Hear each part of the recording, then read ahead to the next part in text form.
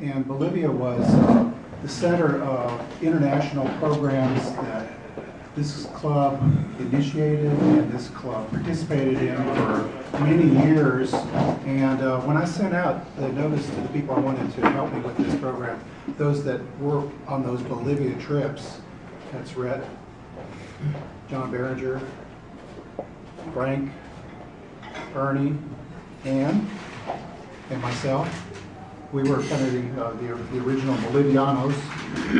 These are some of the things that I told them that kind of came to mind when I thought about those times. First of all, I think the fact that the initial leadership came from one personal vision, and that was, you've heard his name many times, Dr. Clyde Horstman. He passed away in 2001. But I'm going to read a letter from Barbara Horstman, his wife, who could not be here today, that will explain a little bit about sort of the genesis of their thinking and their start on working in Bolivia. I think the next thing that I think is really important is that leadership expanded. There were a lot of people that took leadership of certain areas. And as that project grew and then morphed into projects in Ecuador, Honduras, Peru, these are projects that were a beginning and they're still alive. You know, there was something that was started then that is still going. At that time, our team used Rotary and the Rotary Foundation. I mean, we really leveraged the Rotary Foundation to help what we could do. What we did for a little club our size really is pretty remarkable, as you'll find out in a few minutes, I think. What started as a dental clinic project, took on a new life. We built a burn center, and I'm going to ask Ed King to say one or two words about that too, if you remember the conversation we had a few weeks ago. And we had salt fluoridation in the country of Bolivia. Bernie can talk about that real briefly. I really believe that a lot of energy and courage that was shown by those projects was a lot of the inspiration for what Jim and Gloria started in Arequipa, Peru, which is now growing and expanding and becoming more mature and serving more people, and it's just an incredible thing. One of the things I thought was really special about these were that it wasn't something that just a small group of us went down and did, but it was something that our club took really total ownership. So when we put our money into the little basket there for the raffle, that was the Bolivia raffle. That's how we got that thing to begin with, was to raise money for Bolivia. That was kind of always on the minds of those that went and those that didn't go as well.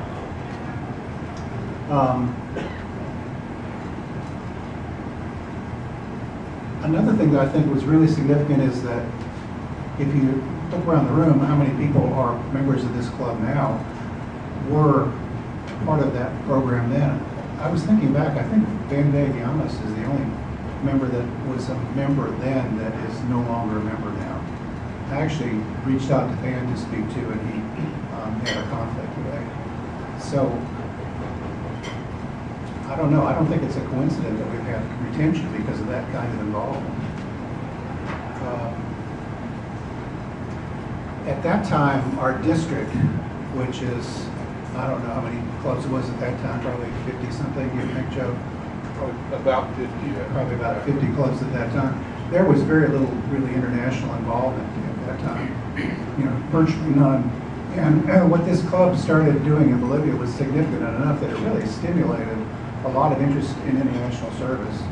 It didn't hurt that Jim and Gloria went around peddling cards to all these clubs either, making them aware of what was going on in Peru later.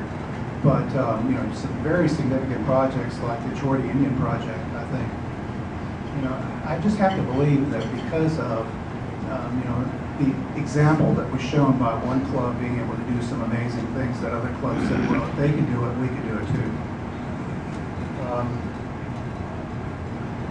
These projects were, you know, clearly service above self, but I think, you know, Rhett and I were talking about this yesterday. There was something that was very much in it for us too.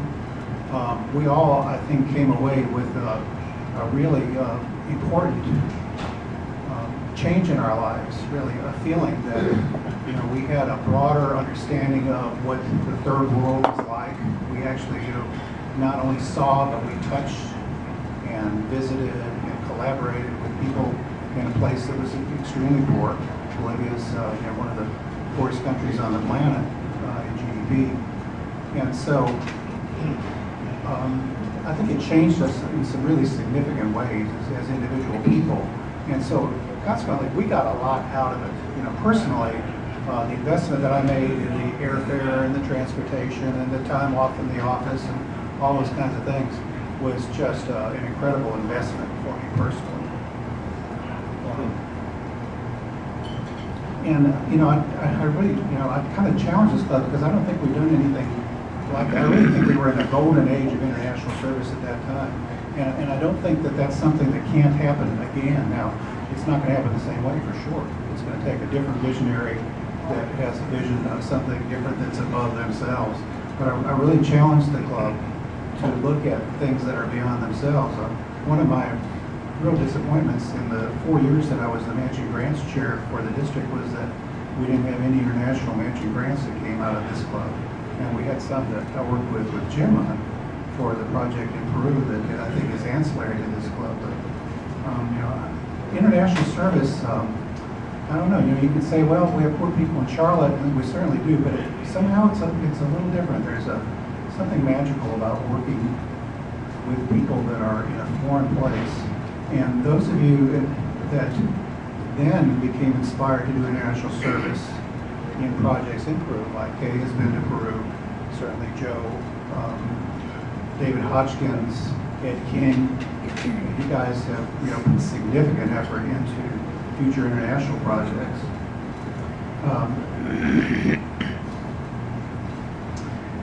And the last thing that I said was that in the entire history of this club, and we were started in 1948, we've had 3 Service Above Self Award winners, which is an international, Rotary International recognition award. So it's a very rare and special thing. And Jim Hintz is, ancillary to this club. I guess he would be our 4th. But 2 of those people are Ernie Ryder, who is here today, and Clyde.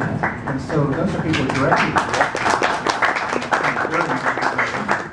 And then Jim Whittington, who some of us remember from our days earlier. But so two of the 3 all-time members of the Service Above Self Club came through these international projects.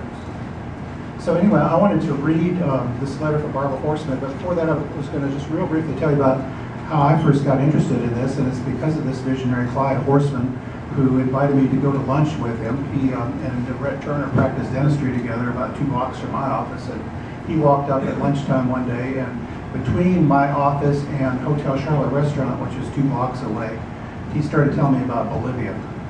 And I thought, Bolivia? Where in the hell is Bolivia? And then I thought, who in the hell would want to go to Bolivia?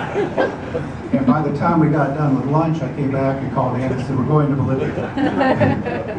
So this is the kind of charismatic person that this person was in Clyde Horseman, and he could get you to see things that other people might not be able to do. He was persuasive in his own way. So anyway, this letter is from Barbara Horseman, and it explains a little bit about all this. But she says, to all my good friends in Rotary and the ones I hope to be my friends in the future, Clyde and I made our first trip to Cochabamba, Bolivia in 1989. It was the first time either of us had been out of the country. We answered a call in the ADA, that's the American Dental Association Journal, soliciting dentists, dental office personnel, and wives to join David Crane, a dentist from Wisconsin who had assembled dental equipment packed in mostly children's clothing to transport to Bolivia. All we had to do was meet in the Miami airport with approximately 20 other volunteers to begin our 2-week adventure.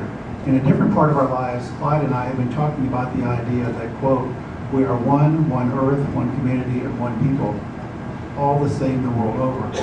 However, we have never had the actual rubber hits the road experience. Our group was incredibly diverse, with Mormons from California, a cowboy dentist from Montana, a nice Michigan dentist and his wife, a Jewish couple from New Jersey, a Navy female dentist, etc. It couldn't have been more diverse, but we actually began to form a relationship at the Miami airport before we even left the United States. By the next day, we were in Cochabamba forming teams to uncrate the equipment, gathering the clothing, and beginning to distribute it, and just plain going into overdrive to accomplish. You know, obviously Clyde was a brother to me, but Barb is still a sister to me, and I talked with her yesterday. And what you need to know, Clyde was the visionary, but Barbara was the general. And I remember my first trip to Bolivia. I had worked like a dog all day in a clinic, seeing a crowd of people stretch back to Texas. And so the next day I went to Barb. I said, Barb, I'd really like to be on the paint crew today, because we were doing other projects. She said, Red, that's never going to happen. I said, yes, ma'am. And I was back in the clinic. Am I speaking too loudly? Can you hear me okay? You know, I didn't know quite where Richard was going to leave me. So I want to be on script, because in this country we know what can happen if people go off script. And so my talk is to be to Corey and some of the younger people that might be considering a mission trip. And I'd like to encourage you to avail yourself. And to that end, I want to share briefly my story of why I went on my first trip. I'm sure it's not unique, and I take no credit for having made the trip. It literally fell into my lap. And the only thing I had to do was say a simple word, yes. And believe me, at that time, I had 200 reasons for saying no, which we all do in our busy lives. But that yes has made all the difference in my life. To say that and other mission trips changed my life externally would be an exaggeration. I didn't come home and sell everything I had, give it to the poor, and live in a tent the rest of my life, obviously. But I did make some allowances externally. But to say it redirected my life would be very accurate. Because in 1988, at the age of 43, I had achieved what I had expected and hoped for, and it was, and worked for really hard. So I had success at 43, but there was a small voice in me that kept saying, is this all there is? And what is. So, essentially, I think a lot of people have two choices. They can explore to see what the mystery of is, or they can double down and try to be much more successful than they've been. Bigger houses, bigger cars. I'm not preaching, but this is something that I could have easily fallen into. And almost immediately, within a week, somebody dropped out, Zach Thomas dropped out of the Mecklenburg Presbytery group that was going to Central America during a conflicted time. There were civil wars going on, if you'll remember, in 1988 in Guatemala, El Salvador, and Nicaragua. And our government was sponsoring those wars, the Contra Wars. Some of you youngers too young to remember this, but it was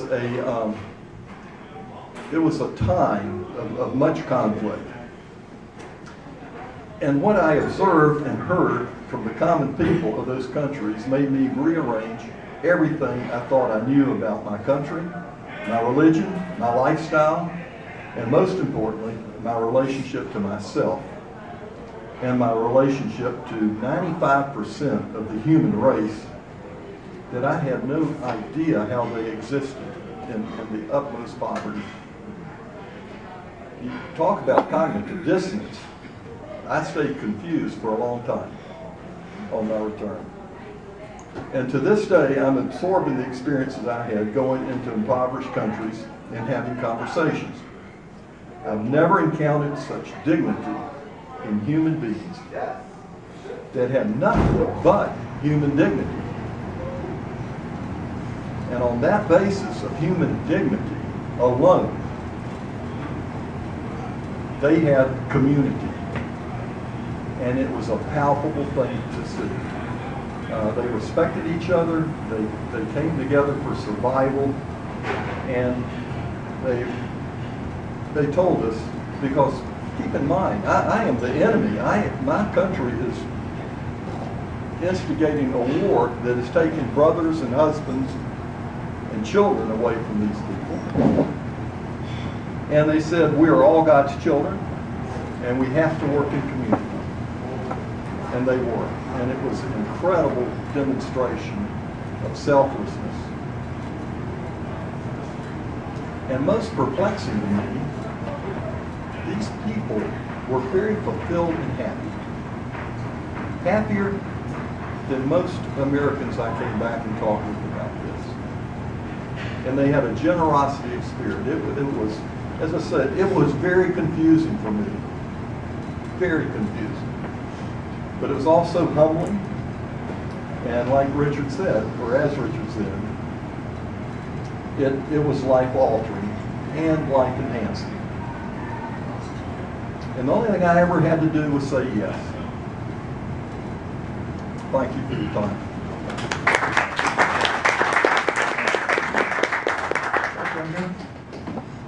Frank was my dental assistant, and one of the biggest problems I had with Frank was keeping his head out of the way. He sucked spit with the best of them. If this program snuck up on me, or I would be here armed with pictures of a dually bus ride from La Paz to Czechoslovakia ski lodge, some 5,000 feet in the Andes. There are several things about it that I remember. One is Richard was in terrible pain with what do you call it, altitude sickness. But the thing of it was, on that bus, it was a dually bus, and it was a one-lane road cut out of the side of the mountain.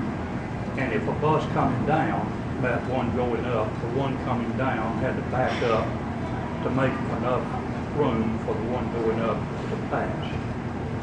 And I sat beside the driver by the door, and if you look down, you can see rocks at about a 45-degree angle for about 2,000 feet. If the bus had gone off, you just have to hope to be killed on impact, because nobody's coming to get you. You're really selling it, Frank. Yeah, Really right. selling it. We're trying to encourage people. We're not going back to Czechoslovakia. Maybe John Behringer can amplify that a little bit, but John and Kate Richards and Barbara Horseman were in the back of the bus on the inside to make sure that we didn't get toppled off. I was there too.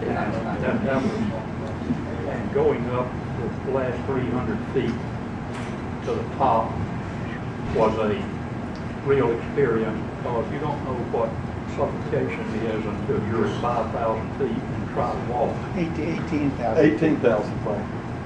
18,000. Nah, Yeah. first time 5,000 is different. 5,000. Okay. Anyway, it was high. It was high.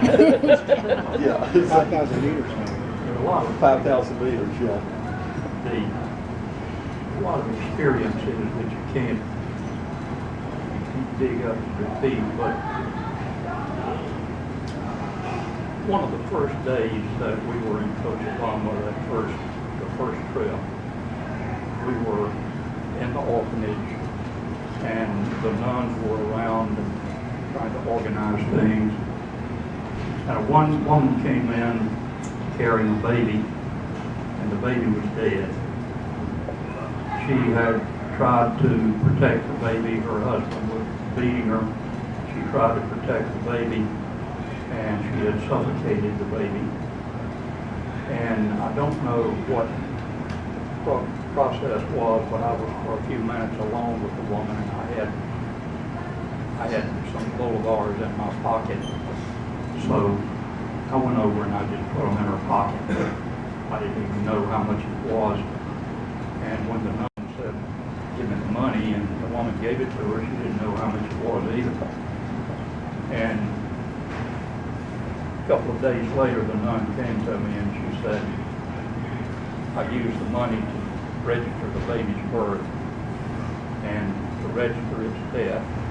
And I bought it a gown, and I bought it a coffin, and there were a few bolivars left, so I gave the money to her. And that's something that you, I don't know that makes a trip worthwhile. That's so negative. But when you see, like Red said, you go into these things and you come away somebody different, and it's a deeper and better you. Right. Ernie, you want to say anything about that? Also, As eloquent as everybody. Got to forgive me for that. Anyway, today is a great day to honor Clyde Horseman. An extraordinary man and dedicated Rotarian devoted to a level of leadership in multiple local and international humanitarian projects that are too many to this actively list.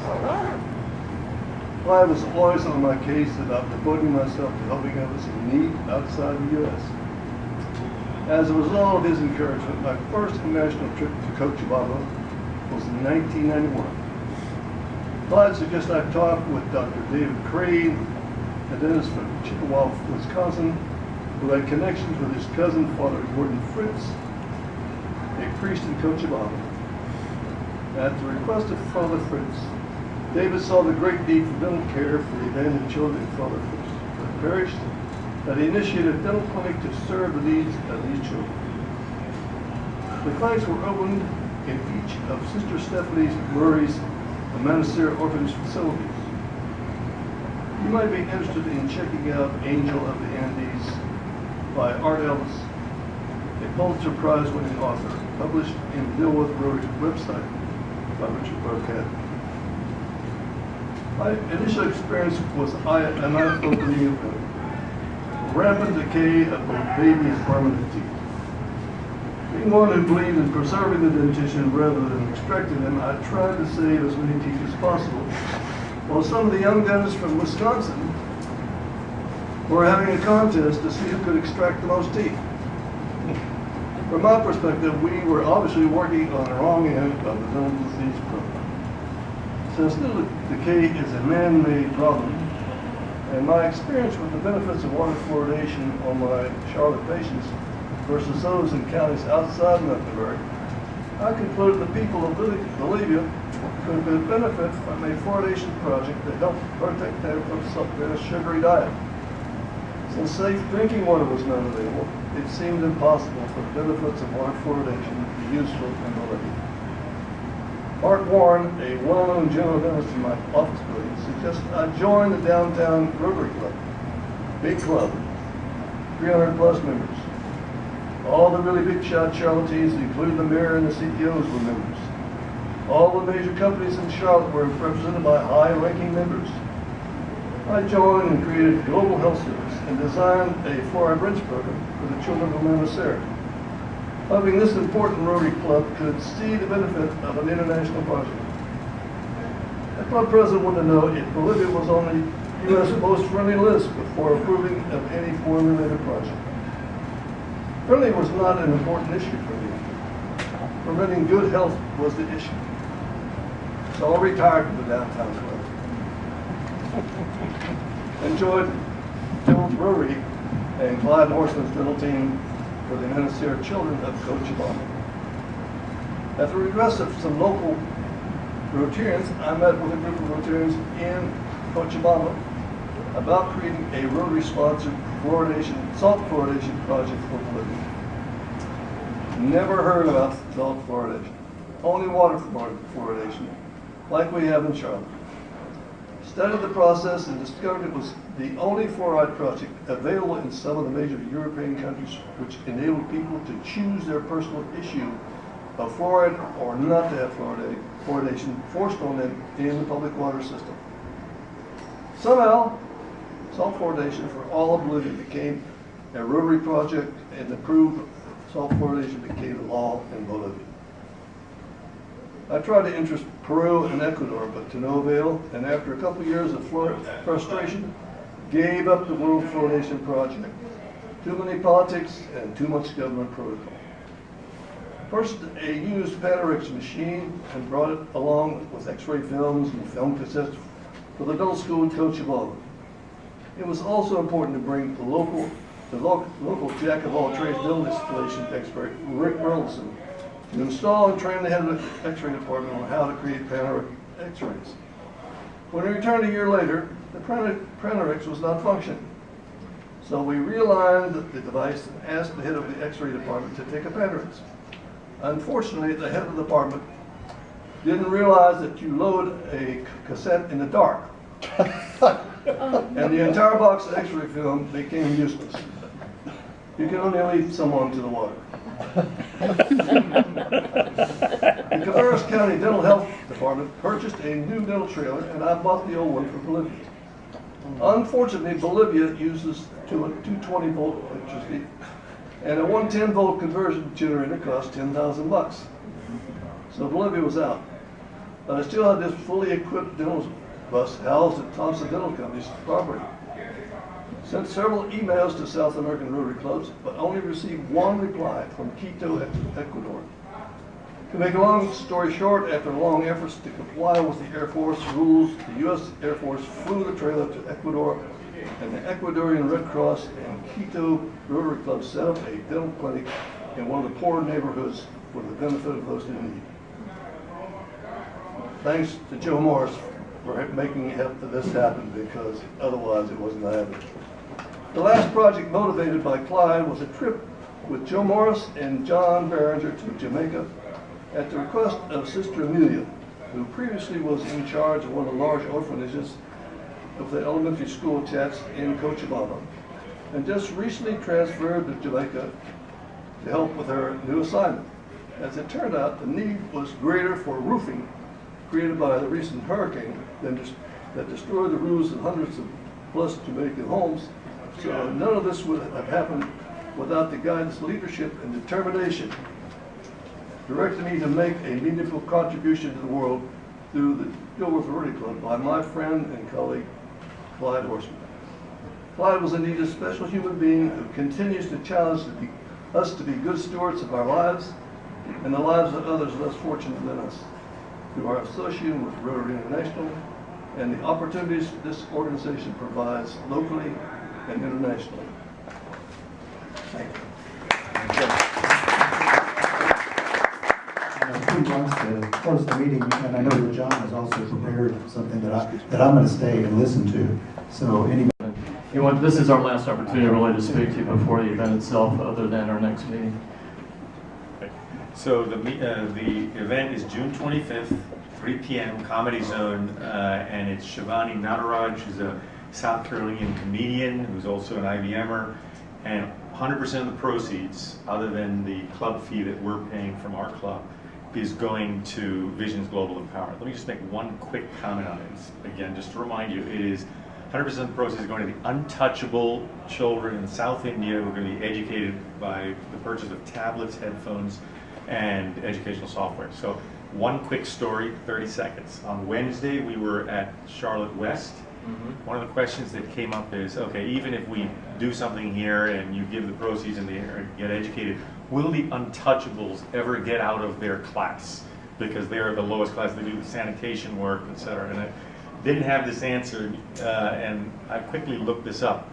In the spring of spring of 1980, I had the privilege of hosting the then ambassador to the U.S., the Indian ambassador to the United States. His name was K.R. Narayanan. And so I was literally his staff assistant for 2 days when he walked around campus with me. I was introducing to faculty, students at various locations. What I didn't know then, but I did find out last night is, and then the next thing was, he was then promoted to President of India, which is not the same thing as Prime Minister. It's like the equivalent of the Vice President, but his next posting after Washington was President. What I didn't realize then was he's actually from the Untouchables caste. And he actually was educated, not through Visions, but I don't know what it was. It wasn't in the write-up I read. But he was educated rose to that position, and he was from the class that we are actually trying to educate. So I don't know how much more of an advertisement I can give you than that. So hopefully you can bring your friends. I'm sure it'll be a fun event. Thank you, Rohan. I think we finally did come up with a link that works. I think you all got that this week for me. Hopefully I sent you the right one. With your permission, I'm going to skip the raffle.